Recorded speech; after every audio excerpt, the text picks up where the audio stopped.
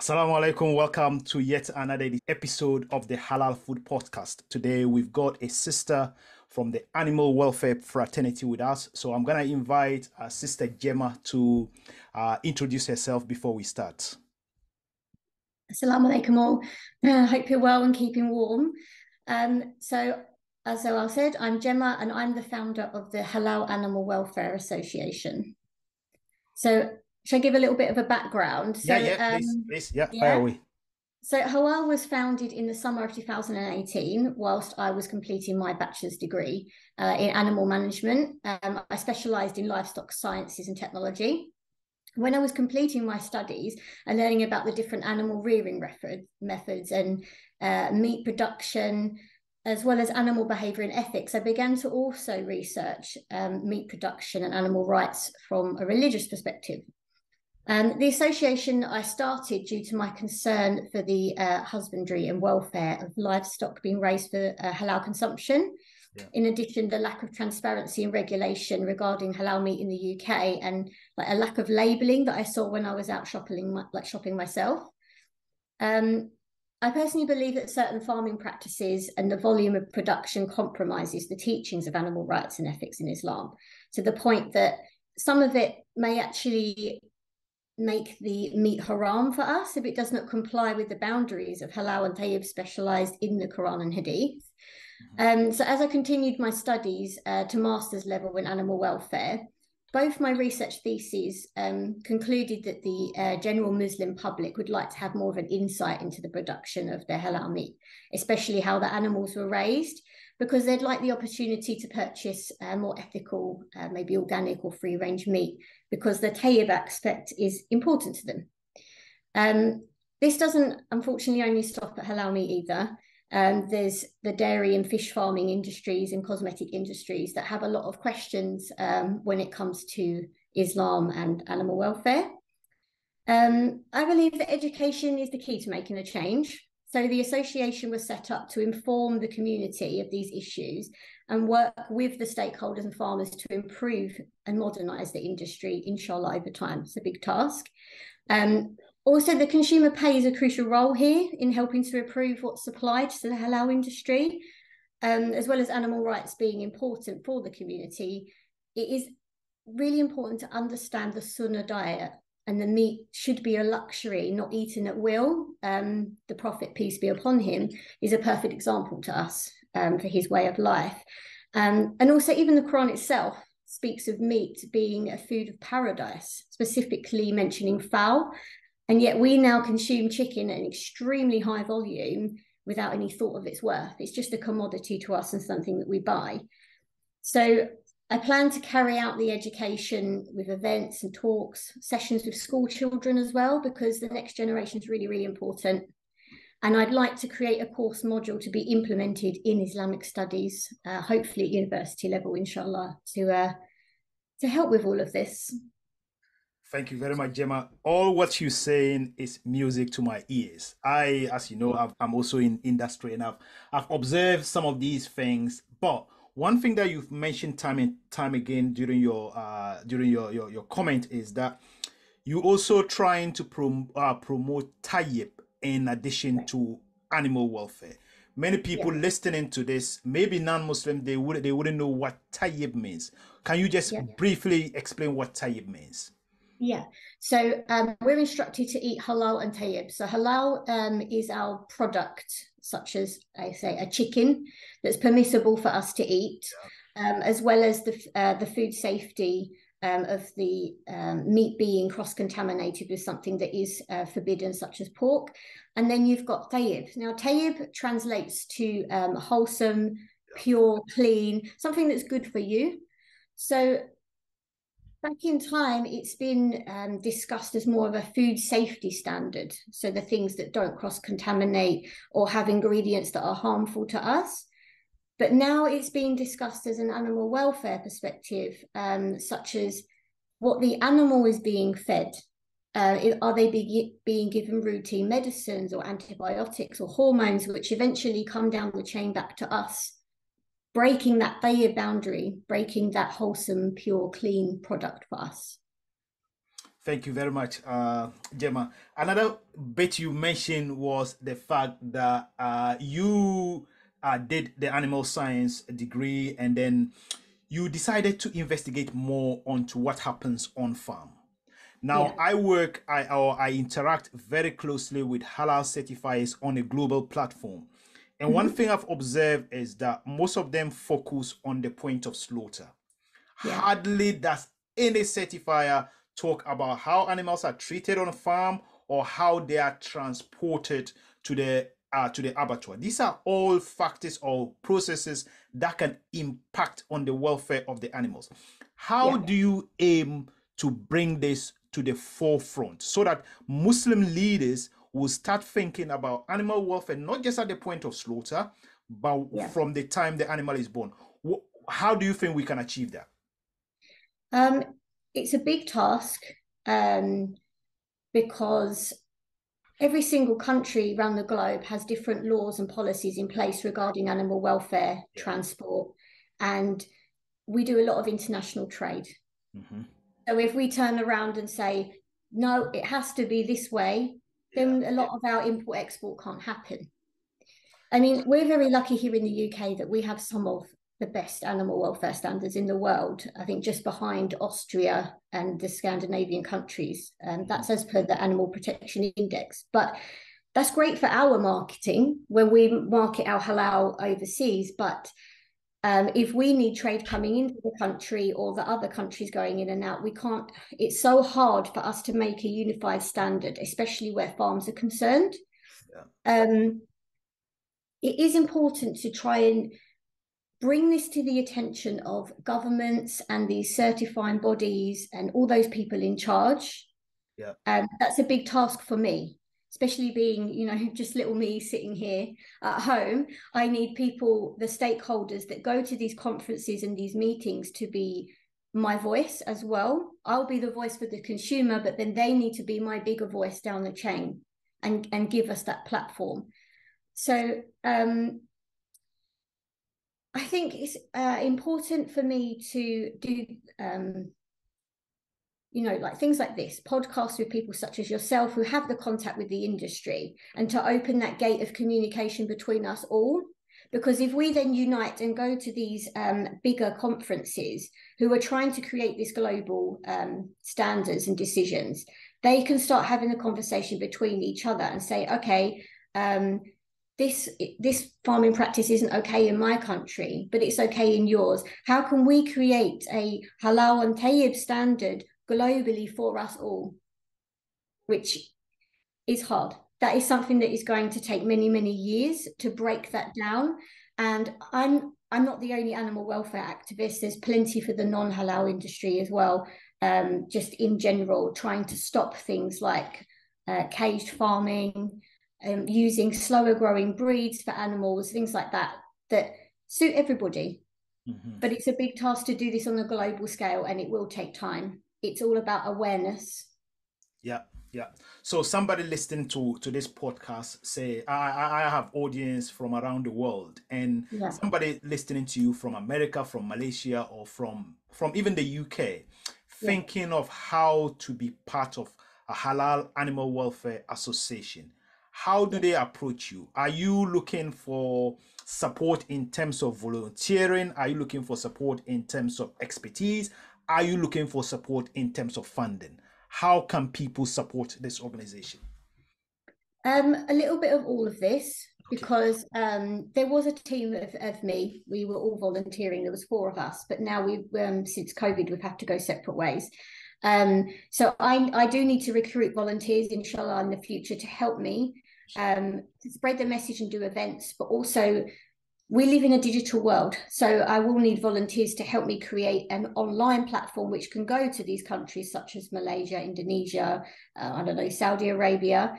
And in a way, I need to train like agents who are just like me, who can be in these countries as my voice to put this message forward to them.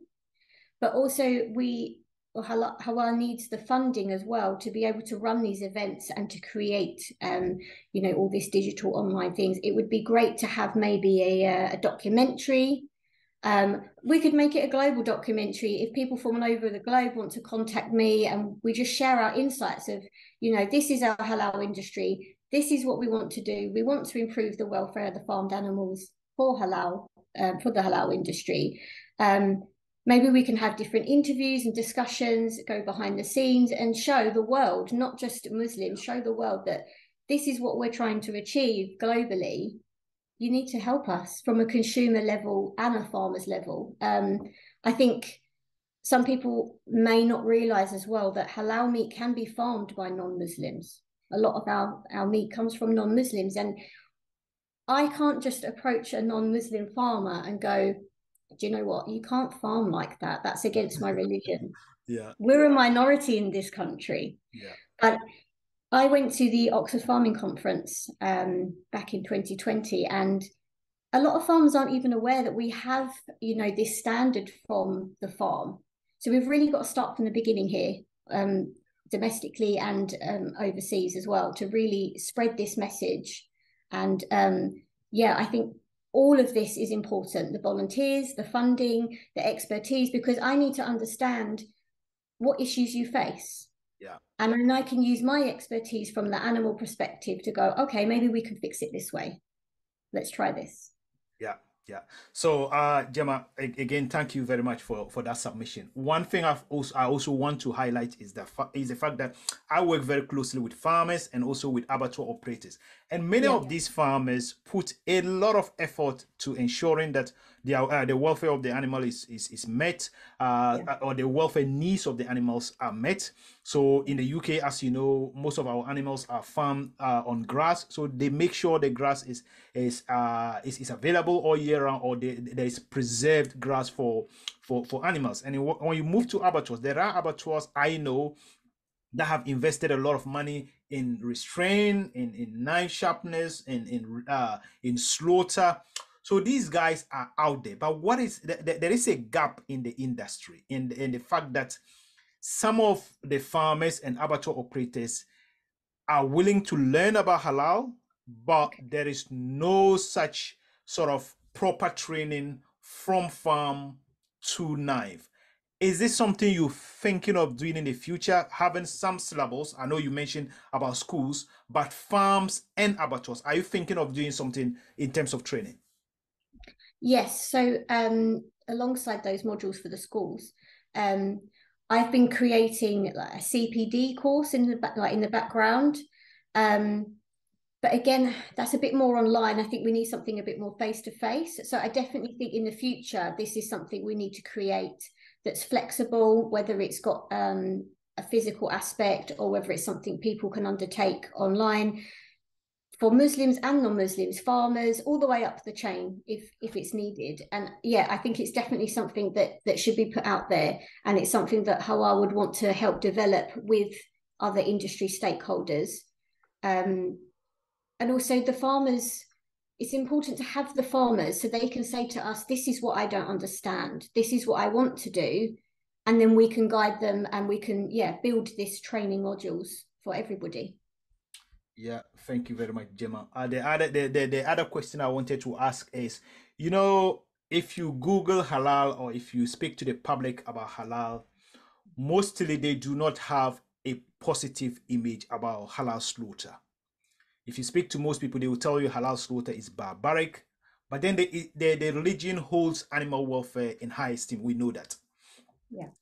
What role can you and I play, and can other Muslims play, in sort of demystifying and also promoting welfare, so that the image of halal will improve in the general public? They will know that, look, if one Muslim is barbaric towards animals, it doesn't mean the religion itself allows us to behave badly towards animals. What can we do?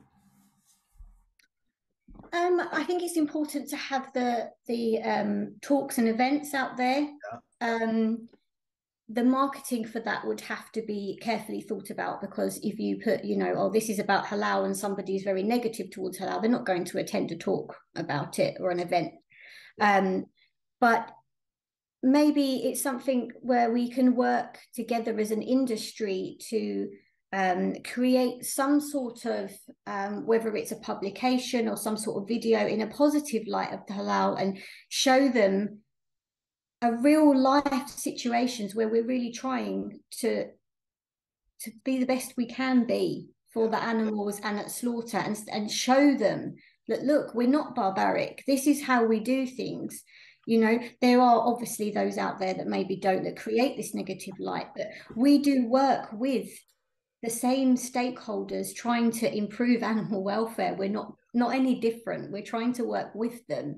And I think maybe it would be beneficial, maybe we could get a collaboration with somebody that's Okay. representing the industry as a whole, or the non-Muslim industry, and get them on our side and say, look, you know, this isn't any different to what they're trying to do. I think the whole stun and non-stun slaughter is a big issue, because some of the very big stakeholders in the veterinary associations obviously have their scientific backing and their research.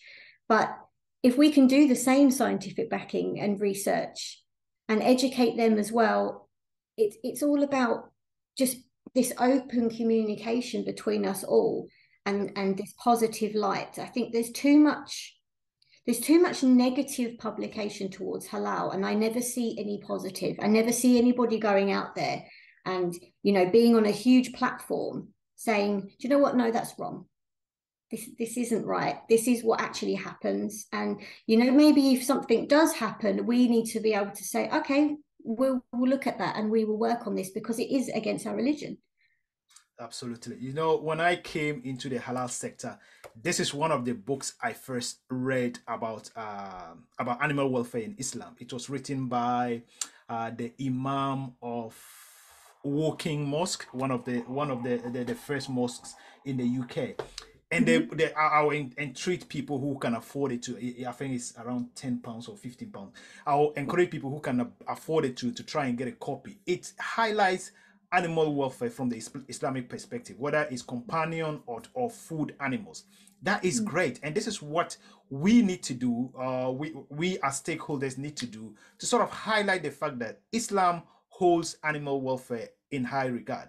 And Yeah. it's so disturbing, like when one halal abattoir is picked up of doing, if Muslims or halal Muslim slaughtermen are behaving badly in one's halal abattoir, then the media will just generalize it, which is unfair on Muslims. And this is something we need to do.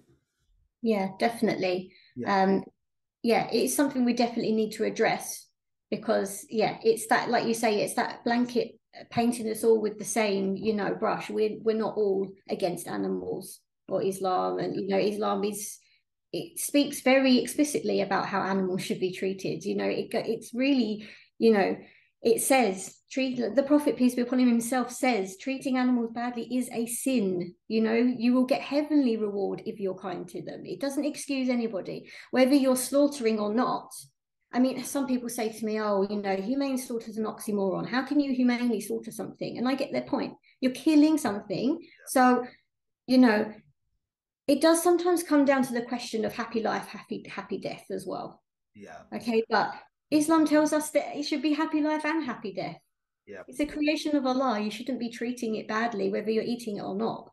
yeah, You know, there's a hadith that clearly says, you know, fear the mute animals, meaning, you know, they may seem, some people just generally are not animal people.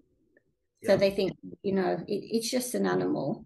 But Allah's told us you should still fear them. Just because they don't speak, they're still sentient like you. And I find it quite shocking that actually it's taken us until now for animal sentience to get passed through policy and through government and animal welfare law. Islam's been teaching us this since for it was for written, for before, even millennia. before Yeah, all the way back in Jewish scriptures.